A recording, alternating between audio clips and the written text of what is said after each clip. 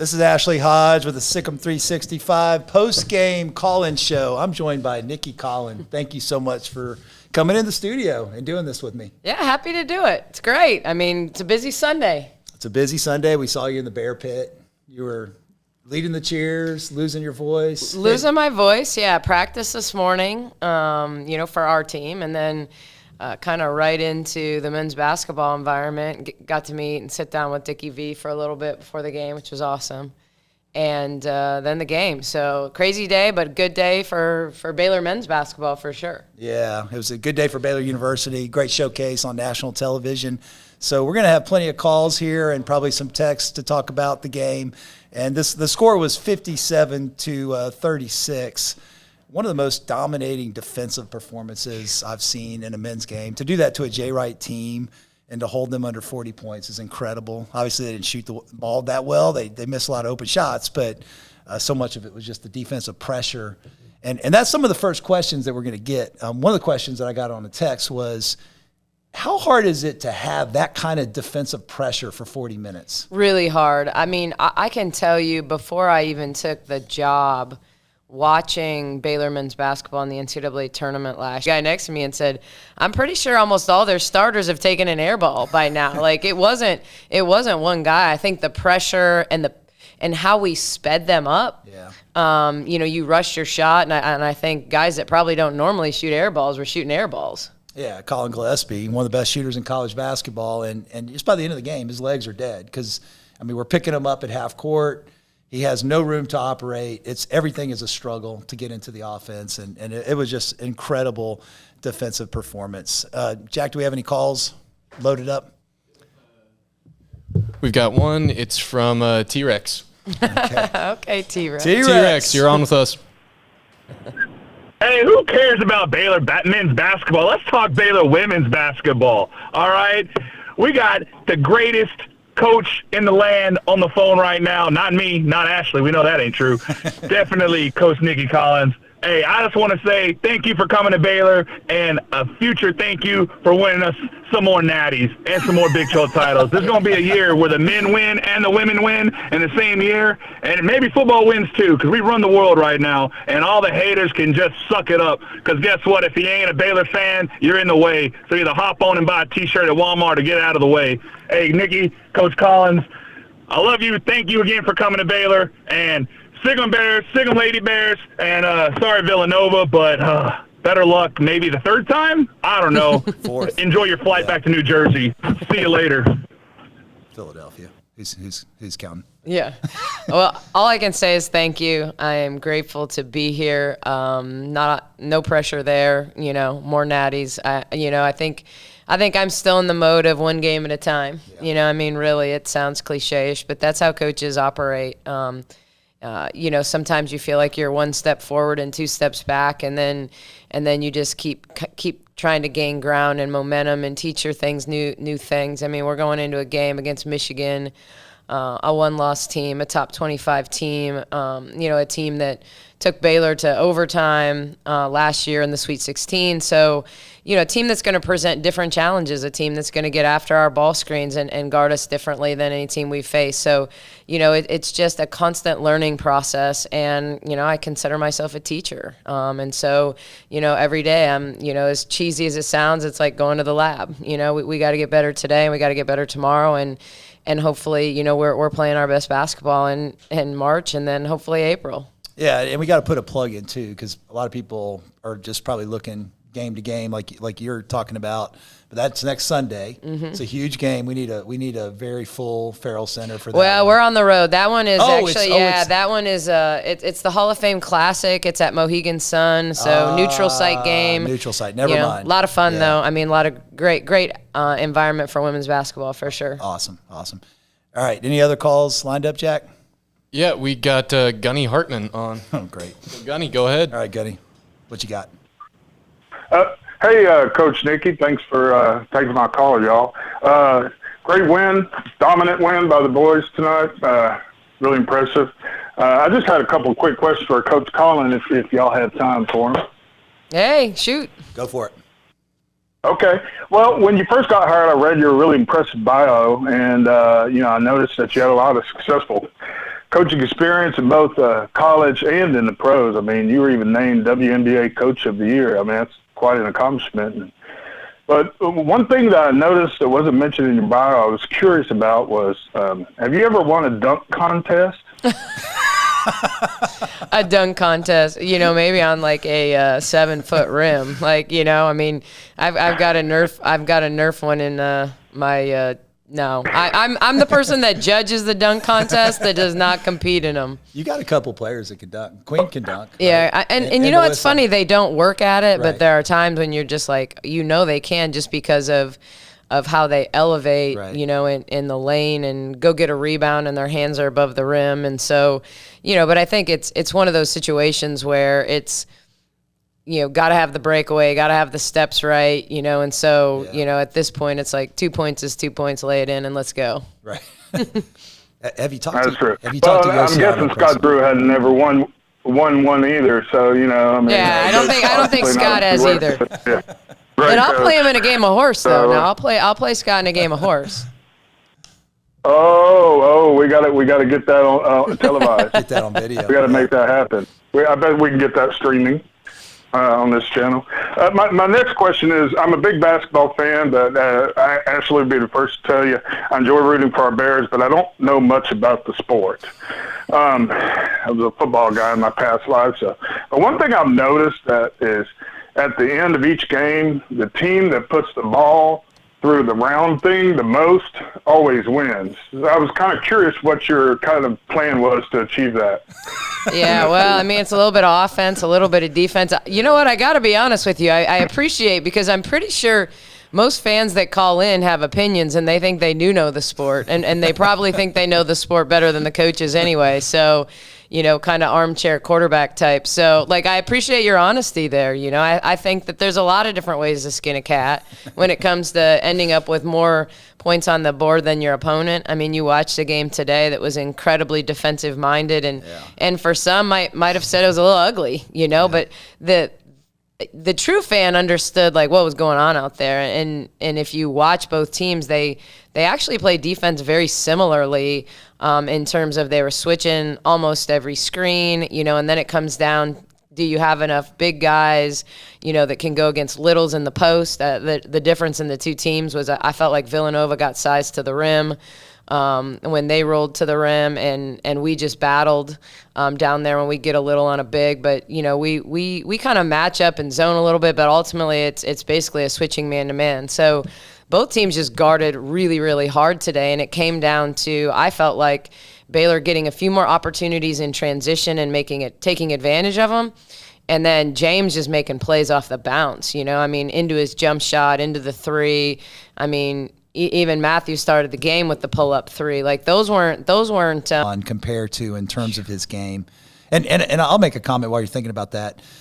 The freshmen, that's the thing that's shocked me, is how good they are defensively. Because usually when you have a freshman, they don't have they have some brain lapses during the game. We'll call that game slippage. Yeah. But these guys just really, I mean, you see very few from Jeremy and Kendall, and it's been really, that's the thing. It's their length. Part of it is that the beauty of, great DNA and great length. But at the same time, I think they came into a culture where this was the expectation. I mean, if you were coming here and didn't think you were going to get down in a stance and go, we're always prepared to rotate, but when we don't have to, then you don't create. You don't create any of those rotations. You don't create those one more opportunities, and so they had so few of those. I thought that they never were competition. 0.6. That's elite. That is elite against any team, particularly a team the quality of Villanova. But free throw defense is that's just the situation where you got to be confident and comfortable and get in the gym. And, I just don't think any coaches are going to spend, their team practice time shooting 100 free throws. Right. You may get 10, you may get 20. I just believe in pressure free throws for the most part to just keep them on their toes. But yeah, it's kind of Virginia, Steven, Hey, Steven. go ahead. How you doing? Hey, Coach Collen. Hey, Ashley. I've heard it in other places too that maybe James Akinjo shoots too much. And I actually think that he sets up the offense. because I think James is so good off the bounce and is so quick with his shot that even when he goes 2 for 7 in the first half, in the second half, you have to respect his shot because you've been scouting Baylor. You know James is an electric shooter, and you've seen your firsthand. So, like as a defender, you're guarding James' shot, and I thought that happened a lot in Arizona State, where like his man is now face guarding him in the corner, and here comes Flagler or Cryer to the hoop, and there's no help defense there because his man is staring down James in the corner. And I think that's kind of like where these runs come from, is because Baylor has about 6 or 7 guard or wing players, if you include Sohan, that can really score a variety of different ways. And even if James is missing, not everybody else is going to be missing. And it opens up his ability to pass. And you start focusing on James, not everybody else is going to be missing, even if James is. And I think that that's like where these runs come from, is eventually you can't stop everyone.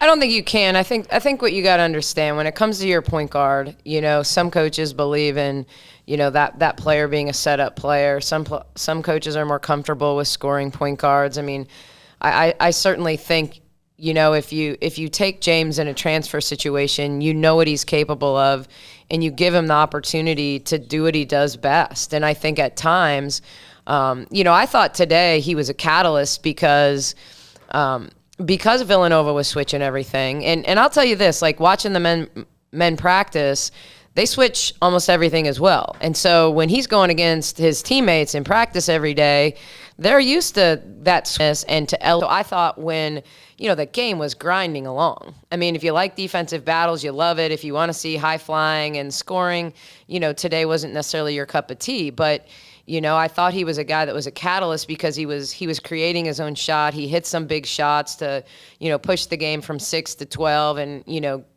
kind of get Baylor comfortable, I thought, in that first half. And so even though maybe his percentage isn't great, he has that ability to create, and with Kendall in foul trouble, someone that, all season he's shooting over 70% from the field, I mean, so, that guy's a finisher. And so if you can get the ball to that guy on the move, he's going to finish around the rim. So, I think it just depends on the game. I think it depends on the game and the opportunity. You certainly don't want your point guard taking a bunch of shots for needless reasons. But at the same time, you want them to feel the game and feel what the team needs in that moment. And I thought he did a good job of that today. Yeah, and 10 assists, 2 turnovers for Adam and James. That's tremendous. I mean, especially with the pressure that Villanova was putting on him defensively. What was your fun question, Stephen? Oh, is he gone? A lot of times when it's like we need a bucket, it's 8-4, and it's been 8-4 for the last 3 minutes. James is the one who gets a bucket, right? Or Villanova gets 2 buckets, or Arizona State gets 2 buckets, and James is the one who stifles the run, and it doesn't become an 8-0 run. And then that's a confident dude right there. I mean, that's what it comes down to. He's a confident dude with the ball in his hands. Thanks. There's Stephen. Nobody. I think I'd rather be taking the last shot right now. So my fun question is, if you and Coach Drew agreed to a height level, like 7 feet, 8 feet, whatever, who would win in a dunk contest? Thank you so much. Oh, man. I can't say, I feel like I've still got a little more bounce than Scott, but I can promise you if that comes about, I'm competitive enough that I've been on those power plates, in terms of load and I know that right now I can still jump, but my ability to quickly get off my feet isn't probably the best it's been in my life. So I would definitely do some jump training before said matchup. That's awesome. All right, Jack, what do we got? Yep, next call. We've got Jack from California, I believe. Hey, Jack. Hello. I'm a big Baylor women's basketball fan. I'm also a student at Baylor. Awesome. I was at the Alcorn State game, and I'm sort of disappointed I didn't get the T-shirt. But I was just going to ask you, Nicki, how are you going to prepare for the game against Michigan? Yeah, I mean, we've already started in some ways, just, not really diving hard into personnel or particulars, but, I was talking before about this is a team that's really going to hard hedge our ball screens, and it's just not something somebody's done to us this year. It's something that we do, not on every possession, but, so we've already started, hey, they're going to jump out on you on the screens. Guards are going to have to hold it, take care of the basketball. Posts you're going to have to separate. So we've done some of that. Really, it's a fun week for us because outside of the fact that you have to be cognizant of finals and players being tired and mentally fatigued as well. It's the first time in a month that I've gotten to add anything, and I struggle with that. I'm not going to lie. Like it's, when you go from game to game and you're just, trying to make sure they understand the game plan, you understand the opponent, they understand, what we're trying to do. Now all of a sudden you have a little more time to say, all right, that out of bounds, that ATO we ran and worked for us, that needs to go in the playbook. Now we've got to work on it. We've got to work on it in the practice setting. Do we add a little junk defense or something because we've played 100% man-to-man this season. We haven't tried to trick anyone. We've just tried to fundamentally be good at our base and understand, our rotations and our ball screen coverages and things like that. So being able to add to the, add to the playbook, add to the defensive, same idea of a defensive playbook, and to prepare, kind of keep them off guard. They had Big Ten games Thursday and today. They beat Minnesota today and Wisconsin on Thursday. So, but now they'll probably take a day off and have 4-day prep for us. So that's significant at this point in the year. So we know it's going to be a great matchup. We know they run the ball to and through Naz Hillman. I think in some ways, when you think about the matchup, I think Nalissa Smith and Naz Hillman could ultimately cancel each other out. So it comes down to whose other players have a better game, and I feel really good, about, Nalissa's supporting cast and our ability to kind of match up with them. How do you handle scouting reports? Because I think Kim had Brock do all the scouting. Like, do you assign a coach to do a scout for each game, or is that all you, or how do you handle that? No, I'm a big believer in preparing my assistant coaches to be head coaches, and you can't be a head coach in this profession if you can't scout, if you can't. I've always said, like, you got to fake it till you make it. Like, and if, learning to be confident in front of a team, and, players will believe in your game plan if you sell it. And so, all three of my assistant coaches who are like legally allowed to do scouting reports alternate. Yeah. Certainly at the end of the day, I make a lot of the decisions, and that's why I get paid more money than them. But yeah, they're all heavily involved. I don't care if it's my recruiting coordinator, like scouting is important. People need to understand the game. I need to know that when a player checks out of a game and I'm dialed into what's the next possession and what's going on, that our voice is going to be the same. So when they go sit down next to him on the bench, that they absolutely understand the opponent, they understand the game plan, and that we're all dialed in. So, that is different. I would say the way we do it is probably more like the average team in the country, but I know there are a lot of schools that have somebody like Bill Brock that does kind of does all the scouting reports, but I want our players to hear all their voices. Yeah. I really think that's important for a respect perspective. Yeah, awesome. Jack, how many calls do we have in the hopper here? We've got 4 calls in the hopper right now. All right, let's blow through those, and then I've got some text messages to ask Nicki. Okay, Bronco basketball, you're on.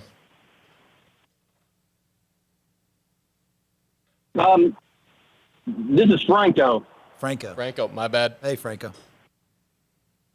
Hey, Ashley. Good to talk to you again. First time caller, long time listener. As usual, it's like your 68th flawless broadcast in a row.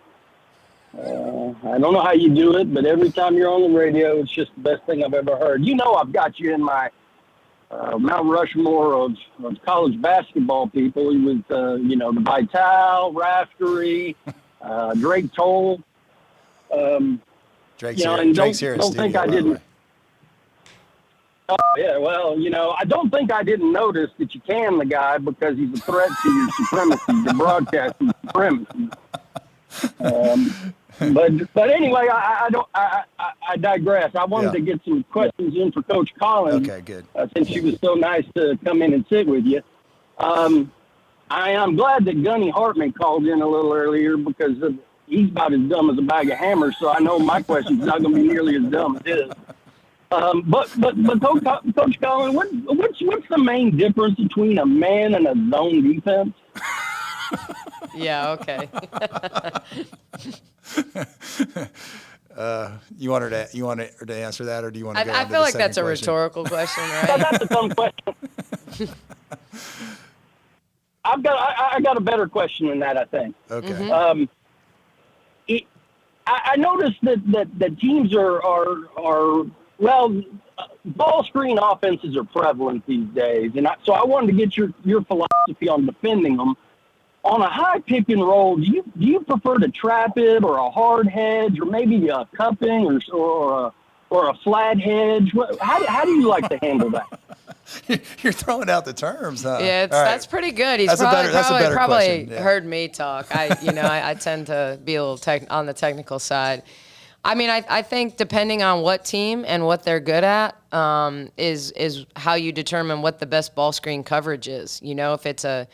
If it's a team that you're really worried about their guards coming off and attacking downhill, then a hard hedge is a great thing. I think if it's about containment, if it's about as much as possible, two people guarding the action and not creating any type of rotation, then a drop or a cup coverage, I think is the right way to go. And then to me, I think traps are situational. I've always loved traps on side outs. Now I'm not in a side out league anymore. But when you're in professional basketball, it's lots and lots of side outs. And so a great time to mix coverages in that situation. But, I also believe in switching, when you get late in shot clocks and switching situationally. So, I think it's the way it's headed. I think, the game is a chess match to me. That's how I view it. And, I thought even when we played Missouri, I mean, my players know this, but, I thought we should beat Missouri by more than 2. Certainly we make our free throws, and it is. But just in general, I think we can be better. But, I said to my staff after the game, the one thing I can tell you is I enjoy coaching in close games. I enjoy the clipboard. I enjoy those opportunities, even if it's drawing up an action to get the ball in bounds because we know they're going to foul. I mean, that's coach magic, just you enjoy being in that moment because it's close as you get as a coach to being back on the court. It's the closest you get to control because I've always said coaching is so much harder than playing because when you play, you had control of the game. When you coach, you can just lead and try to point people in the right direction, but they have to make the shots. They have to set the screens. They have to do all those things. So yeah, I think going back to your question, I'd say middle ball screen coverage is really dictated by what the strength of the team you're playing is and what your goal is to take away. So you used a couple of terms that I'm not even familiar with, like ATO. What does ATO mean? After timeout. After timeout, okay. And then explain a cup. So a cup would be basically drop coverage, the some people call it shadow, the post drops off their player screening and kind of stays between the ball handler and the basket. So you drop back, you allow your guard to go over, under, and if they turn the corner, you're kind of there to protect. But the whole idea of cupping is you're dropping and never letting your player roll behind you. Gotcha. So yeah. Okay, great. All right, next caller. Thank you, Franco. Yep. Next up is Adam from DC. Hey, Adam. Oh, hey, Adam. What's going on? Hey, what's going on, Ashley? How you doing, Coach Collen? I'm good. Couple of questions. One serious. This is a theme, right? One serious question. One kind of joking question.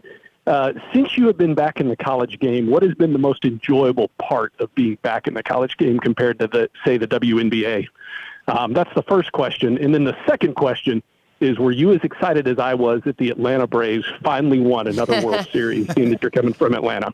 Yeah, okay. So, I think the best part about being back is just that I have so many touch points with these guys. I mean, in the pros, it didn't mean I wasn't a mentor, but a lot of times it's about clocking in, clocking out. It's their job. They come, they go.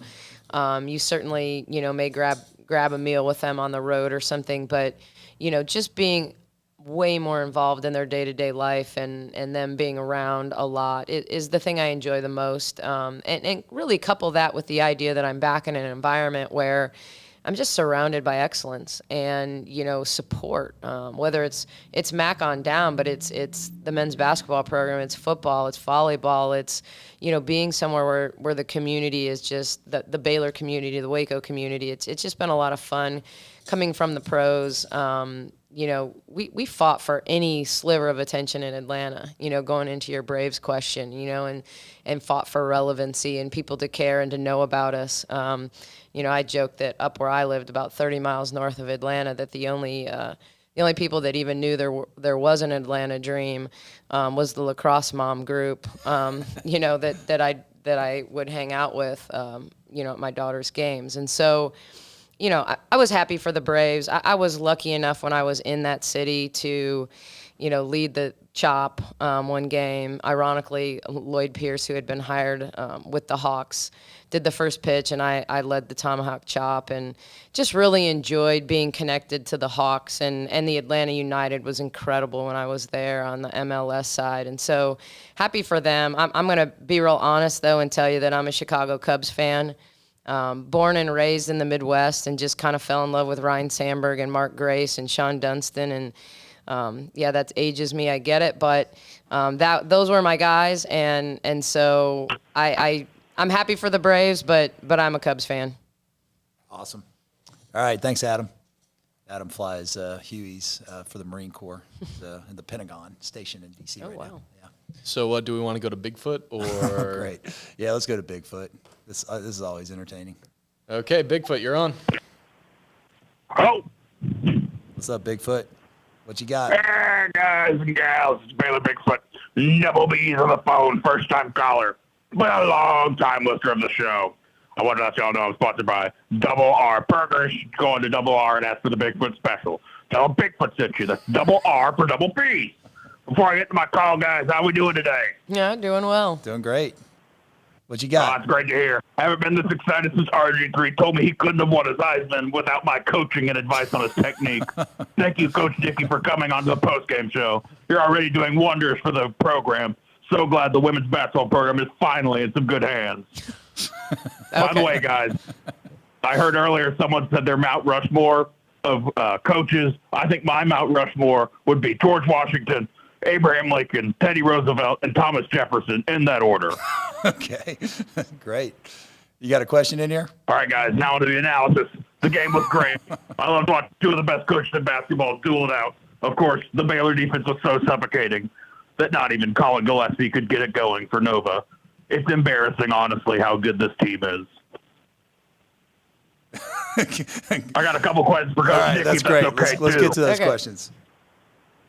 All right, first of all, how does it feel to be have the best winning percentage in Baylor history? 90%. That's yeah, right. It feels pretty good right now. It feels pretty good. I'm sure when I don't, there'll be plenty of people letting me know, though. So I know that there's two sides to that all the time. Believe me. No way, Coach. No way. We're behind you all the way. Secondly, and kind of along with that, what stadium name do you think it should be? Should it be the Collen Drew Fieldhouse or the Drew Collen Fieldhouse? What's your opinion on that? I mean, C comes before D in the alphabet, but I'm going to be real honest and say, in year one, I'm just going to be happy to have some nice digs at the pavilion. So call it what you want, and, all donations are welcome, So, yeah, I'm good with whatever. It's going to be fun. Hey, thanks, Baylor. All right, Bigfoot. thanks. Appreciate it. All right. We got one more, Jack? Two more. All right, We've got, I think it's Pam from Ames, Iowa. Oh, yeah. Pam, you're on with hey, us. Pam. Uh-oh. How you doing? Pam might be a Cyclone fan. Let's see. No, she's a professor here. Okay. How you Yeah, doing, I Pam? don't know how that came up, but anyway, hi, Ashley. Thanks for the show and everything you and the team do. And I was noticing this week there was a little bit of discussion about Dick Vitale today, and I thought Scott and Matt did a great job of kind of leveraging that opportunity and showing him our Christian support and love and all. And my question is for Nicki, and it's more of a request than a question.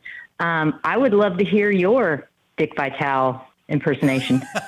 Oh, gosh. You know what? I feel like I've used up all my energy today, like leading the band and the cheers and the chants. And I'll tell you my Dick Vitale story, though. I got to sit down with him before the game, which was incredible. But I was telling him at the time, I said, you won't remember this. You've met a million people in your lifetime. And we all have our story about you, but you certainly aren't going to remember all of these. But when I was a freshman at Purdue, ironically, I was a huge Bobby Knight fan. Like, I grew up, that was my first true basketball experience, was following the IU team and Keith Smart and the shot and all of that. So here I am, I'm a freshman on Purdue's team.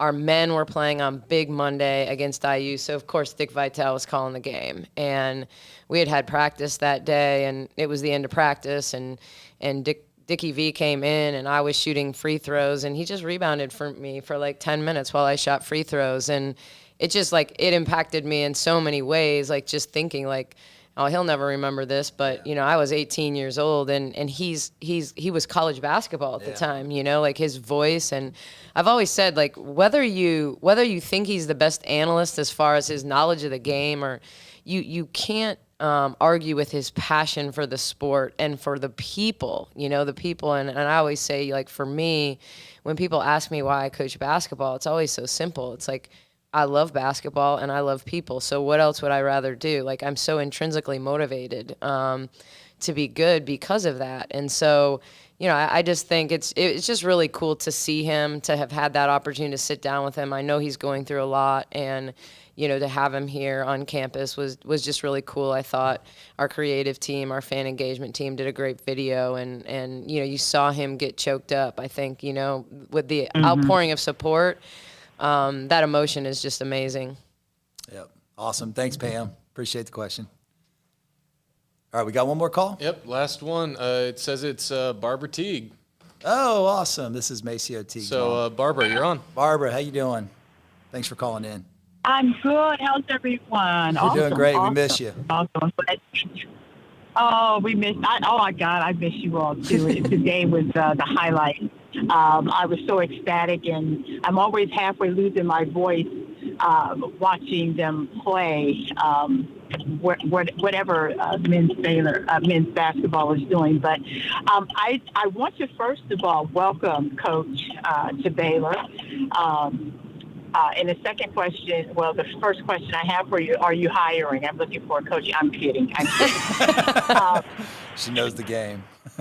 She knows the game. I'm kidding. But you're doing a fantastic job, and welcome. And Thank you. I just wanted to say welcome.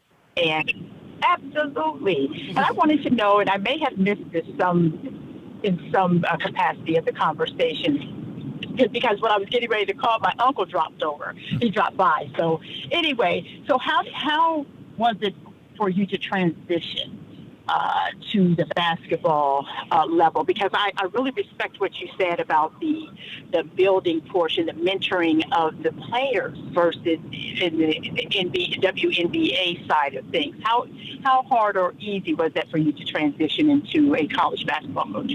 Yeah, I mean, I think most of my career, I've spent the last 5 years in the pros, but before then was in the college game, played the college game. It's fundamentally, how I learned the game. I think what the pro game did for me was just get me to understand it on such a more minute detail perspective. I mean, the difference between college and the pros is there are no Alcorn states, so every game, I mean, a blowout and the W is going to be 15 points, 18 points, and so often you get a 12, 15-point lead. It's going to come around to 6, and you're going to have to manage your timeouts and things like that. So the basketball part of it, basketball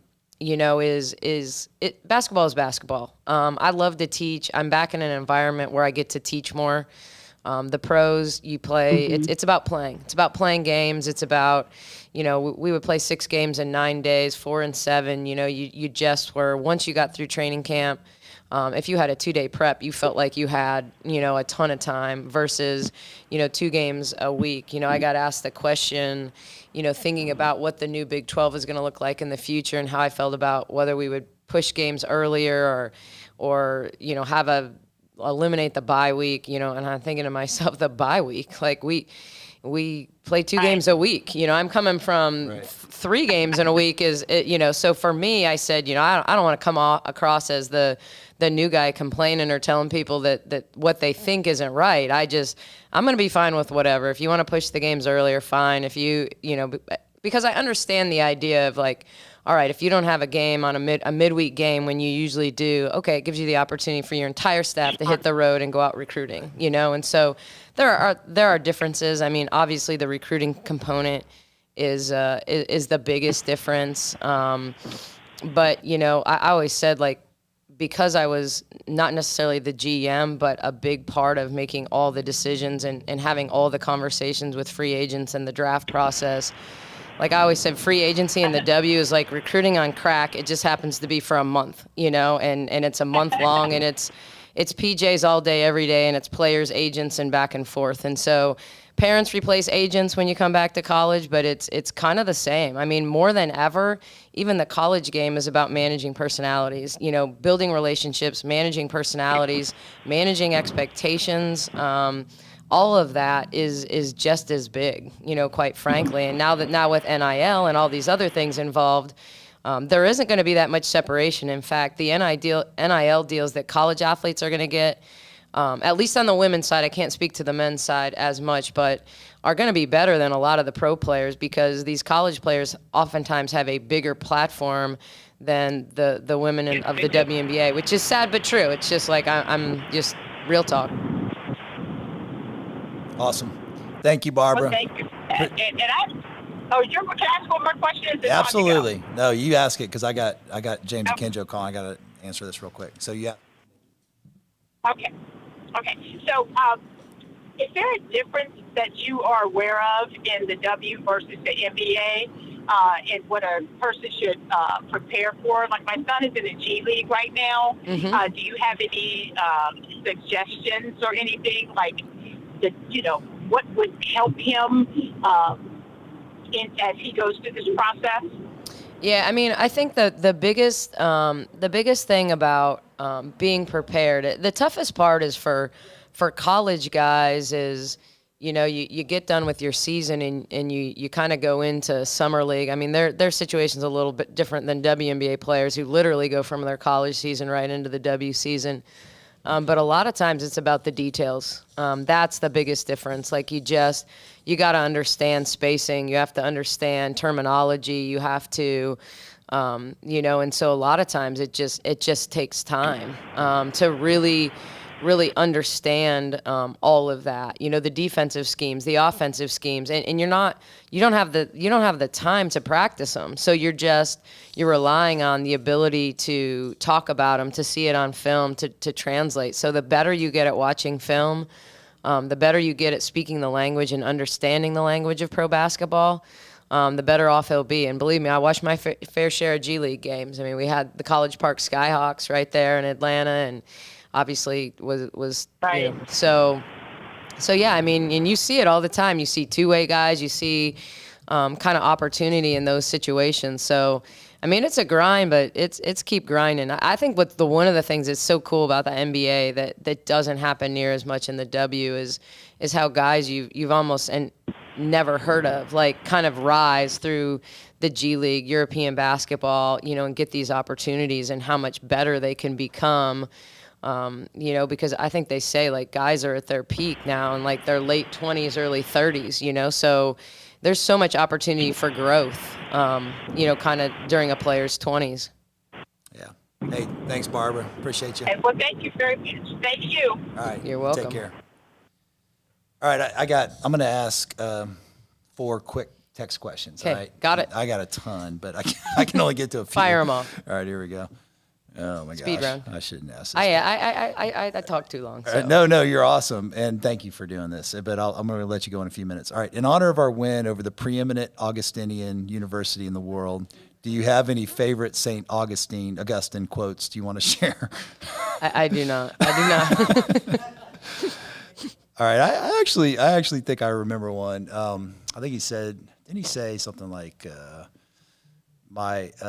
"You've made us for yourself. My heart was restless till it came to rest in me." Anyway, Good job. But there was another one I remember. It was like, He said, doctors bury their mistakes, but ours are on scholarship. Or maybe that was Abe Lemons. I get them confused all the time. But no, that's from Crash. He's one of the funnier guys on our site. Okay, so let's see. He says, amazing game. Ask Coach what the emotions were like sitting with the students. That's from Baylor Ben. Just fun. I mean, it's I always say, like, being in this profession, working with 18 to 22-year-olds all the time, it keeps you young. I've got teenage kids, and I think about them in a couple years being in that environment and just kind of having a good time. And so, I just know that fans can impact games, and it really oftentimes starts with students just because they have so much energy. And so just really an awesome experience. And really I appreciate, as much as anything, them embracing me into that environment. I mean, it's even when I did, the handed coffee out on campus, to have a lot of students come up and say, wow, we've just never really had a coach like really integrate like this, like really come out and stop and talk to us and ask us questions. I mean, that's why I say, like, if I wasn't, if I didn't coach, and people always ask you what you would do, I have always said, like, I own a coffee shop. I love coffee. I love the smell, and I love people. And people enjoy coffee. It's their morning. I don't know. I kind of have that bartender mentality, but I just don't want to be in a bar late at night with people who've been drinking, But right. The idea of coffee in the morning and being a bartender type is kind of fits my personality. Yeah, that's awesome. All right, I got to ask 2 quick questions from Slime Cap. She is the GOAT of women's basketball fans. She's a legend on our website. Her name's Mary. She said, you inherited non-conference game contracts when you became the head coach in May. Which schools did you add to the out-of-conference schedule, and why those particular schools? And in the future, describe your criteria for signing out-of-conference opponents. Okay, good question. The games I added, UTA, Maryland, and the Cancun Challenge. So those were the games that we added. Everything else was on our schedule.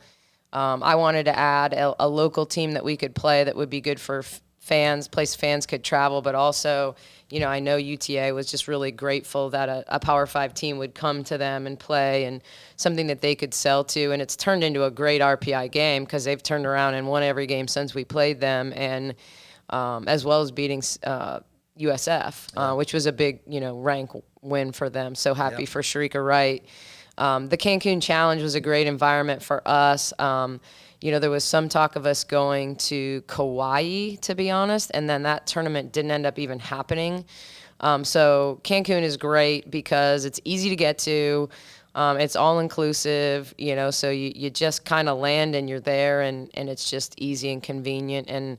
And I thought those opponents were solid. I know that maybe Arizona State isn't a top 25 opponent this year, but everybody presented us different challenges, and Fordham's turned around and played really well since. So I think all those teams are going to do pretty well in their conferences, so it can be good RPI games.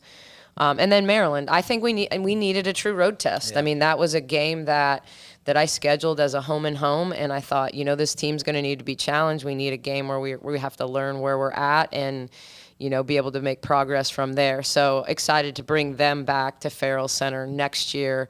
They'll be very veteran and we'll be very young. So it'll be kind of a different environment, different team. But so in the future, criteria, I'm a big believer in we have to buy some games. That's just the nature of college athletics. I'd love to not buy games of teams in the 300s, pay them a lot of money. I mean, I think you can play teams. I've told Michael on my staff, who kind of spearheads the scheduling portion, think about teams that are 150 to 225. If you can get teams that are local that can bust, then they take more of the pot, quite frankly, because it's cheaper than when they have to fly and use that for their resources and operating budget. So, we'll always kind of play a tough schedule. We're working on a game against Arizona on a neutral site court next year. We'll do a tough tournament again. So, just kind of working on those. But we'll always challenge ourselves. But there won't, and we're going to play some SWAC teams. But ideally we play SWAC teams that are going to go 15-2 in the SWAC and not, 6-10. Right. Okay. Last question. Can you update Queen Egbo and Jaden Owens' injury status. Yeah, so Jaden was very precautionary, has had some shin issues, kind of wanted to play and was day-to-day, and we just finally shut her down because we thought we had this window to shut her down before it developed into something more significant. So hoping to have her back kind of full on and see how it goes Tuesday. And then Queen, we sat her out yesterday. She practiced today, mild ankle sprain, probably a little tender, but she was full go today. So, we're in a pretty good space with those guys. Okay, apologies to everyone's text messages I couldn't get to. Thank you for all the questions. Thank you, Nicki, for doing this. You were Absolutely. awesome. Appreciate Thank you. it. And you've been listening to a SicEm365 podcast post-game show. Baylor's 57-36 win over Villanova SicEm Bears.